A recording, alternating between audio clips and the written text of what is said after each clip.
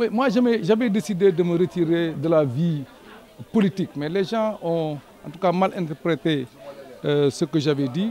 Je n'ai jamais dit que je me retirais du monde de l'entrepreneuriat et du monde social. Je pense que tout ce que les Médinois font et qui va vers en tout cas un épanouissement des populations, moi je suis avec ça.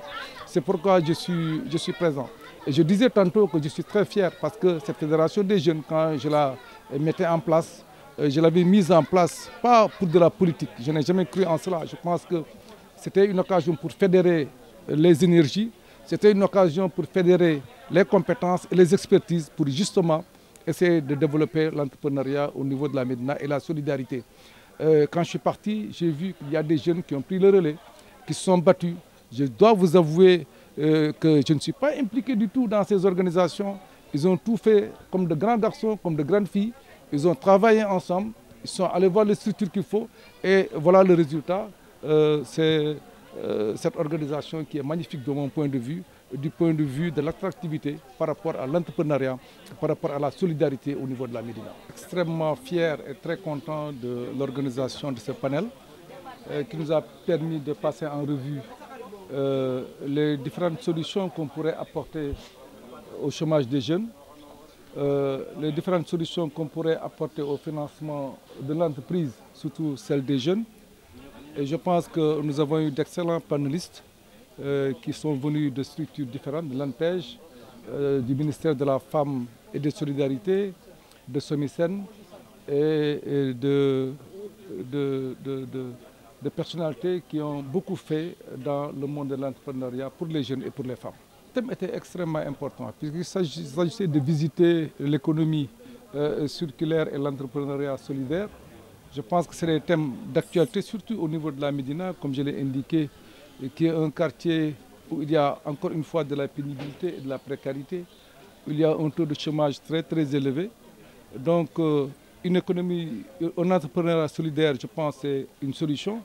Ce n'est pas la solution totale, mais je pense que ça peut apporter beaucoup de choses, en tout cas apporter une solution, encore une fois, pour ne pas me répéter, au chômage des jeunes.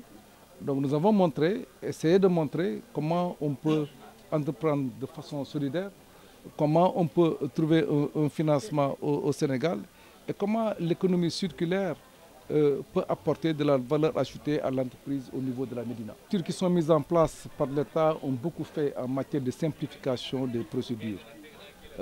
Malheureusement, la communication ou l'information ne passe pas très bien. Mais je pense que si vous visitez les sites de ces structures ou si vous allez vers ces structures, vous trouverez qu'on a beaucoup simplifié parce que c'est des thèmes qui sont abordés depuis fort longtemps. Depuis fort longtemps, les pouvoirs publics ont réfléchi sur comment faire pour que les populations puissent accéder au financement et à l'encadrement des projets avec des méthodes très simples.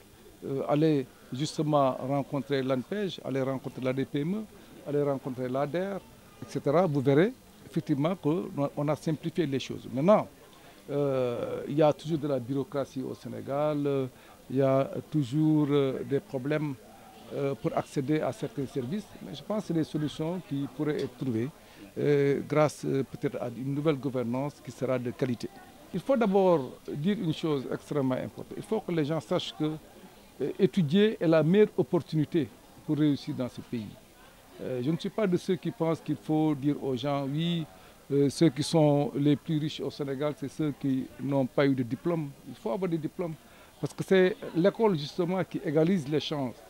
Si nous, en tant que jeunes Médinois, nous n'avions pas étudié, nous n'avions pas mis de pugnacité dans les études, je pense qu'on n'en serait pas là. On n'aurait pas occupé les stations importantes qu'on a occupées dans ce pays-là. Je pense qu'il faut dire aux jeunes d'abord d'étudier, d'aller à l'école, d'essayer d'apprendre. C'est extrêmement important. Maintenant, après, l'école ne peut pas tout absorber. Du moins, le monde de l'emploi ne peut pas tout absorber. Il y a des gens qui n'auront pas la chance d'être des employés. Mais justement, est-ce que ce n'est pas une chance que de ne pas être employé? C'est une chance peut-être d'aller entreprendre, d'aller chercher à avoir soi-même des revenus.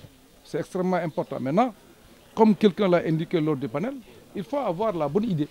Et quand on a la bonne idée, il faut connaître le chemin pour faire le projet, chercher le financement, faire le business plan. C'est ça qui est important finalement. Mais je suis sûr que si on pousse les jeunes Médinois à mieux s'impliquer dans l'entrepreneuriat, je pense qu'on aura gagné une grande bataille du point de vue de l'absorption ou en tout cas de la diminution du chômage dans ces pays-là.